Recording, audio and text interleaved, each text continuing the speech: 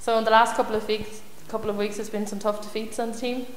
Yeah, 2 tough games, I suppose. All right, so it was. Yeah, you're really not going to get much tougher than away to Longford and away to Finn Harp, so you're not. But I suppose, as I said after the game, the Longford game, it was always going to be a tough one. It's not one that at the start of the season we would have pinpointed to be going up there and getting your 3 points from, really. The other game obviously was only a cup game. So as regards our current league form, I mean, to have won 3 the last 4, I think we're in really, really good form. Really looking forward to Friday night. And the league table at the moment is very tight, so how important is it to try and get a win going into the break? Yeah, it's crazy really. So it is 2 points between 5 of us there at the moment. I mean, we could finish Friday night in 2nd position, we could finish Friday night in 6th position. You know, it's mad, so it is. But look, we can only look after ourselves. What happens with the results around you is not in your own control, so it's not. We were poor against Mervue earlier in the season. We need to turn that around and give a really big performance here Friday night, which hopefully we should be capable of. And Mervue obviously are doing very well this year. They've kind of got rid of the inconsistency they had in the last couple of seasons. Yeah, true. Although I suppose they run a disappointing run themselves up until last weekend. I don't think they'd won any of the previous 3, but a very good result for them last weekend. Now, in fairness, against a strong Cove side. But yeah, I mean, they seem to be kind of the team that have a bit of a hoodoo over us for the last while. Even last year when they were doing poorly, they still took points off us, so they did. So we need to get to grips with them. They've got some very, very good players. Jason Malloy, Tom King, Ryan Manning, some really, really good attacking players. So they have. So it'll be a big test for our lads. And many suspensions ahead of the game on Friday night. Yeah, Joey is suspended again for accumulation of yellow cards this time, unfortunately. So it is. He scored a cracker last week, so he didn't have a very good game all round. So he will. But again, look, I said every week when we have one lad out, we've 3 or 4 who expect to get that one lad's position. So there will be no shortage of bodies. Yeah,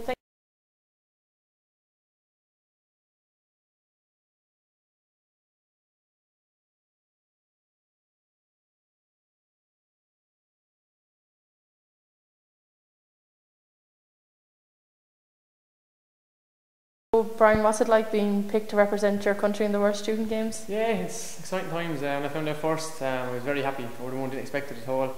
But now that I'm selected and we're waiting to go, so I'm really looking forward to it. And how did the selection process for this work? Well, I didn't necessarily go for the trials from the first day out due to college commitment. It was in third year and the studies were very intense.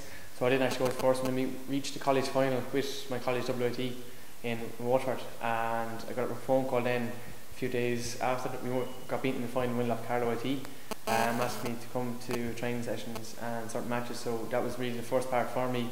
So I wasn't actually there from the start, but it was exciting times to be called into it. And how does the tournament work when you get over there?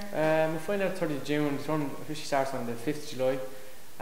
We play Russia, Mexico and China in group games, and then if you finish top 2 you go into the top 8, and then you play off for the winner side of it. If you finish 3rd or 4th in the group, you play off for the bottom 8.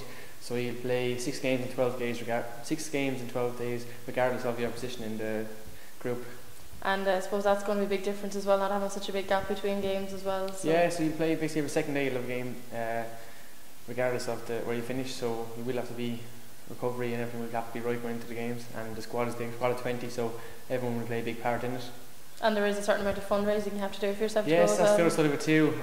Unfortunately, the association weren't in the state of mind or didn't have the funds to support all the students who are going. So we had to raise €2,712 per student for the entire duration of the games, which went pretty well. My college, WT, in fairness, have helped out a lot. But also just fans of Wexford and everyone else, family, friends, friends of friends have helped out with raffle tickets and other sorts of fundraising. So it has been tough work, but it will be worth it in the end. I'd just like to thank everyone who did help with the fundraising. Thank you very much. That's brilliant.